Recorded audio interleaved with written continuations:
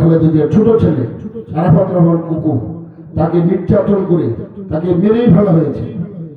তা আমাদের ম্যাডামকে বলা হয়েছিল, আপনি এই দেশ থেকে আপনার সন্তান দুজনকে নিয়ে চলে যান এবং আপনি যে দেশে গেলে থাকবেন ওই দেশেও আপনাকে ওই ভালোভাবে ব্যবস্থা করব। কিন্তু উনি বলছে যে না, আমার ছেলে দুজন আছে, কিন্তু এই দেশের সকল লোকজনই আমার ছেলে, এই দেশের মাটি আমার, এই দেশে আমার জন্ম, আমি শহীদ প্রেসিডেন্ট জিয়াউর রহমানের স্বাধীনতার ঘোষকের স্ত্রী, আমি এই দেশ ছেড়ে যাব না। এবং উনি তাই করেছেন, উনি এই দেশ ছেড়ে যান নাই, উনি জেল খেটেছেন এবং জেলখানায় তাকে পয়জন দেওয়া হয়েছে। এই পয়জনের কারণে আজকে তার মৃত্যুর সাথে পঞ্জা লড়ছেন। সেই জন্য আপনাদের কাছে অনুরোধ করব, এই দেশের জন্য, আমাদের এই জনগণের জন্য উনি কিন্তু মানে এই দেশ ছেড়ে না যান নাই, সেই জন্য ওনার জন্য দোয়া করবেন। আজকে উনি মৃত্যুর সজ্জা। আমি আমাদের হুজুরকে বলে যাব যে আপনার ওয়াজের পরে আমাদের ম্যাডামের জন্য দোয়া করবেন, আল্লাহ যেন ওনাকে সুস্থ করে আমাদের মাঝে আবার ফেরত আনেন এবং আমাদের এই দেশের সেবা করার জন্য তৌফিক দান করেন।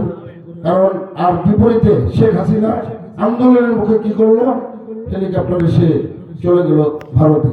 তাদের সব দলের যত এমপি মন্ত্রী ছিল সবাই এবং তার সংগঠনের সব নেতাকর্মী একযুগে এই দেশ ছেড়ে চলে গেছে। আমি আশা করব সামনে নির্বাচন, এই নির্বাচনে ফেব্রুয়ারিতে নির্বাচন হবে।